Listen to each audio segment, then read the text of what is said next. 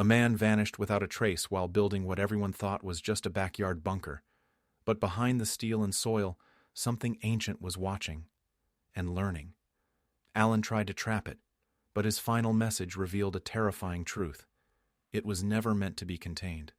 Just wait until you hear how this nightmare unfolded, and why justice, in the end, struck back harder than anyone imagined. Alan McCarthy had always been the type to go too far. When Y2K hit, he bought 3 generators. When the recession came, he buried gold coins in mason jars around his yard. But in early 2015, something shifted. He stopped joking. He stopped explaining. And he started digging. Neighbors saw him nearly every day for a month, sweating, stripped to the waist, muttering under his breath. At first, they waved. He never waved back. Then he fenced off the yard. Signs went up. Private project. Do not enter. A local contractor said Alan had called asking about reinforced concrete. When told the price, Alan replied, "It doesn't matter. This has to hold." "Hold what?" the man had asked. Alan hung up. By April, co-workers hadn't seen him in weeks. Rachel, his sister, called. Voicemail. She texted. No reply. Then came a Thursday when Alan was seen at 3:12 p.m. digging a trench. By 7 p.m., the street was silent. By 9, a neighbor walked her dog and noticed the porch light off.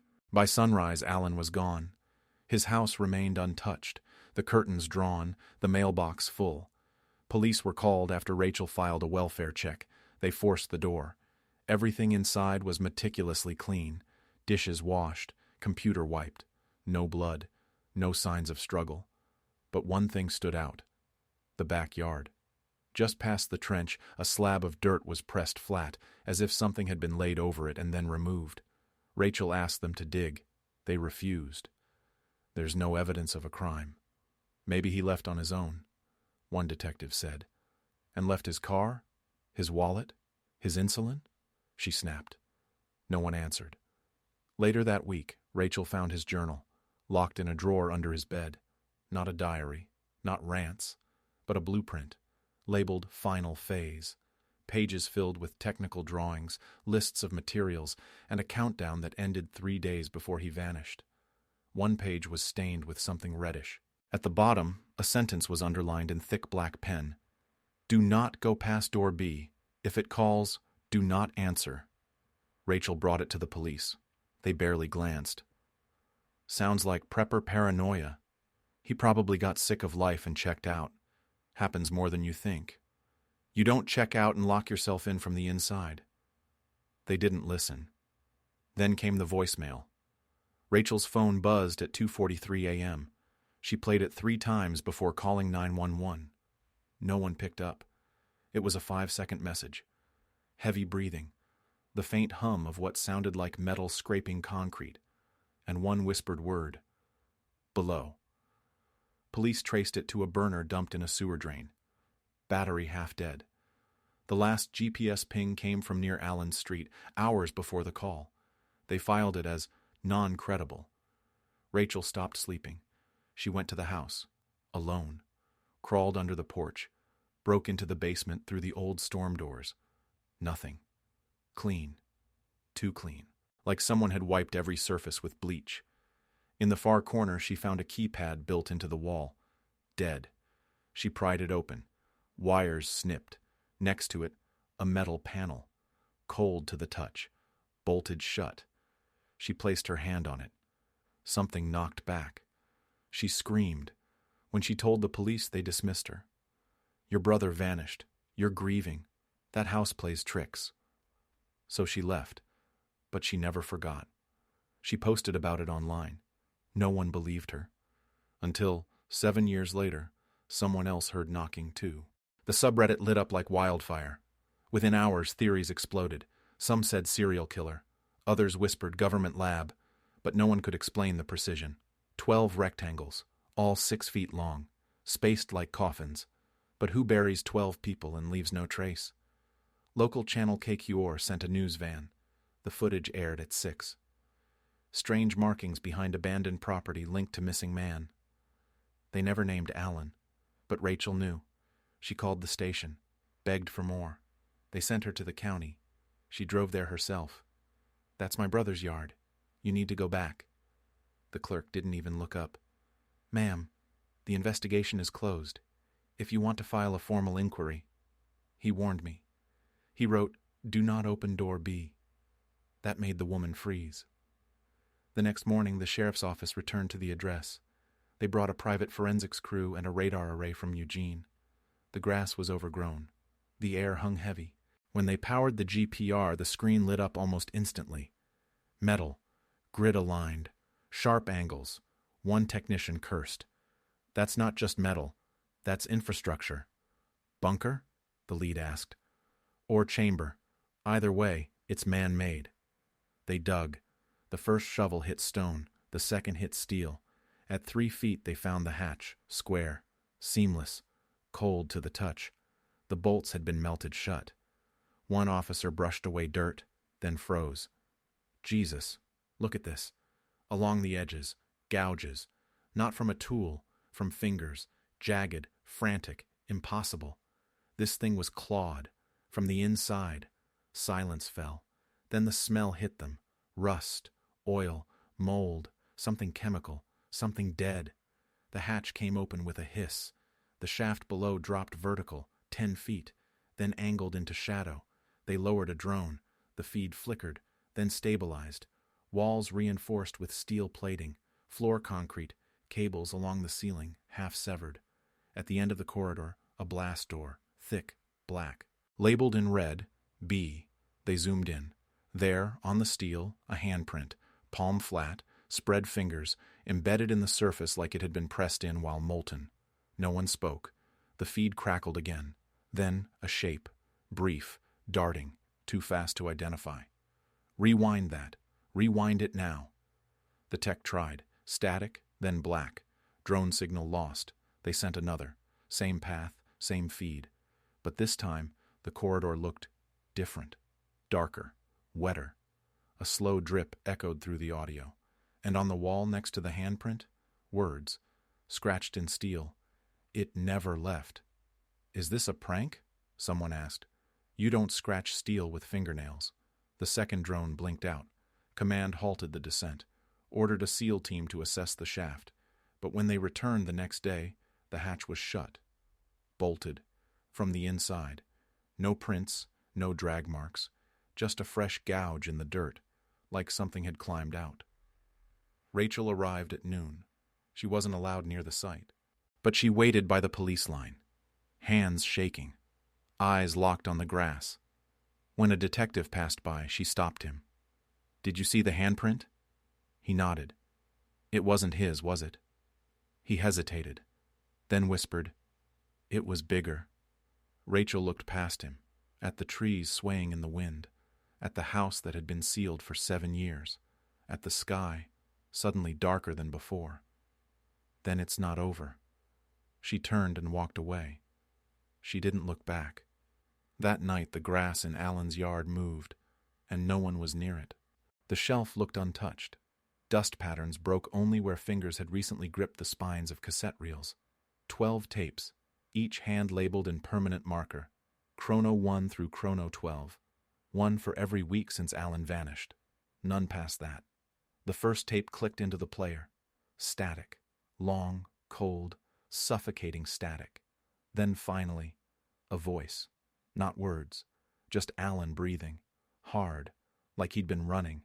Then the click of him hitting stop. He knew how much tape he had, one tech muttered. They played the second reel. This is entry 2. I've reinforced the second lock. Something's wrong with the door. I hear movement behind it. Could be the pipes. Or not. I'm not alone down here. Then a rattle, a scrape, and silence. Rachel stood near the monitor, arms crossed, jaw clenched. It was Alan's voice. He sounded tired, frantic, but still himself. She didn't cry. Tape 3 came next. More static. Then a crash. Then a scream. Not Alan's. Not human. A chorus of pitch-bent echoes tore through the feed. The speaker hissed. The reel jammed. One tech unplugged the machine. What the hell was that? Another answered, quieter. Playback distortion, or mimicry. Tape 4 was silent for 38 minutes. Then Alan whispered, Don't let it follow the cables. It uses the light. It thinks the surface is where the warmth is. Don't let it learn warmth. The power flickered. Rachel looked at the ceiling. Nobody moved. Tape 5 was missing. Tape 6 picked up mid-sentence. Cut the wire. It screamed, like it felt pain. I sealed corridor B, locked it with the emergency bolt, but I think I heard breathing inside the pipes. He coughed, short, dry, painful. Rachel flinched. "That's him," she said. "That's his cough. He always—" "We know," a voice interrupted. Tape 7 broke something. It was Alan again. I saw myself, standing at the other end of the hall. Same shirt, same cut on the hand, but it didn't move like me. And then it spoke. Silence. Then the voice. It was Alan's, but wrong. Too smooth, too perfect. "If I don't come back," Alan continued, panicked, "burn this place.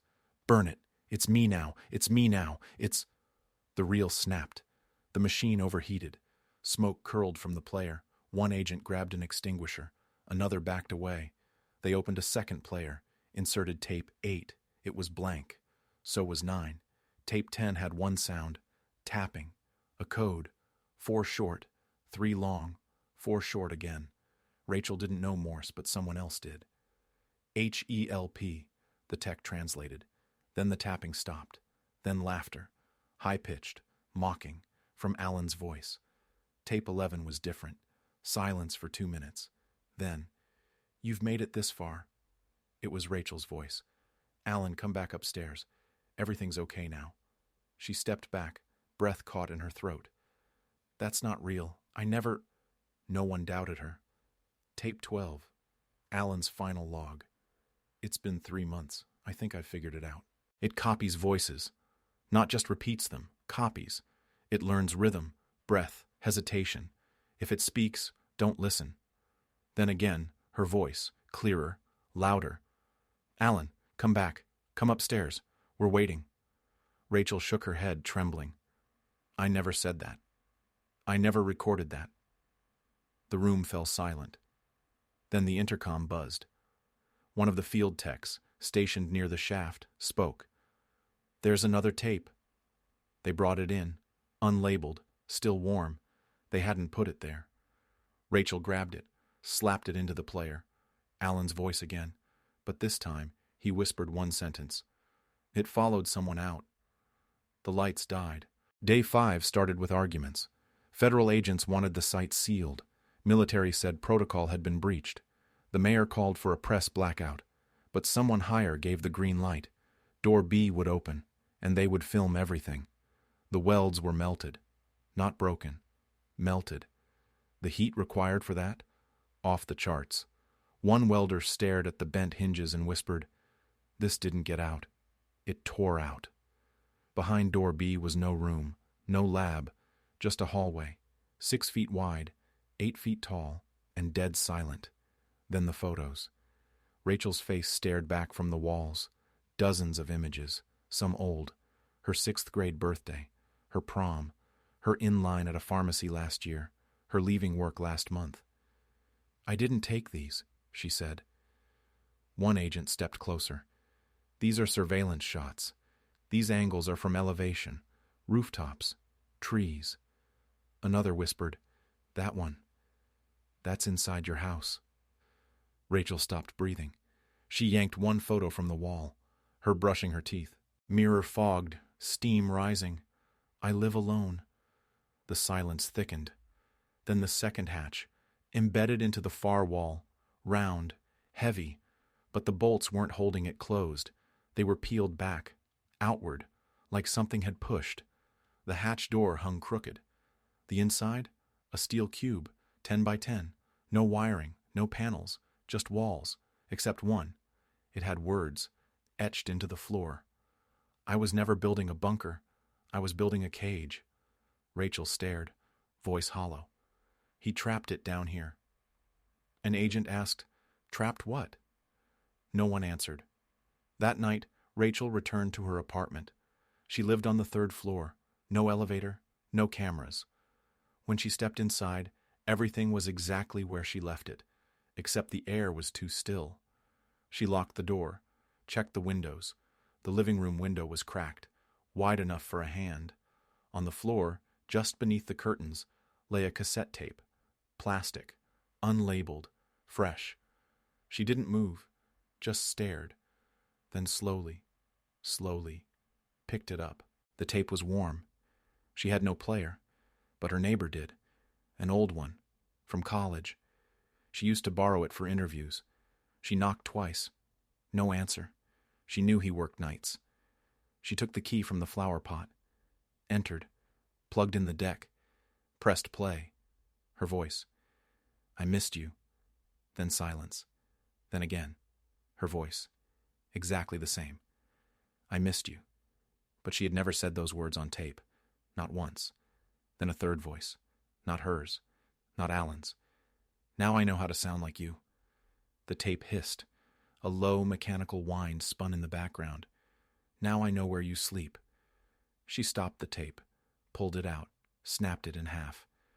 The tape unraveled, curling in her hand like a tongue. She dropped it, ran back to her apartment. But when she opened her door, her laptop screen was on, the webcam active. On the screen, frozen in place, was a paused frame of her sleeping. Last night. She yanked the power cord, slammed it shut. Then the lights flickered. Once. Twice. She grabbed her phone, called 911. It rang. No answer. It rang again. Then someone picked up. But no one spoke. Then her voice, whispered, "It's already here." Then silence. Then knocking. But not at the door. From inside the closet.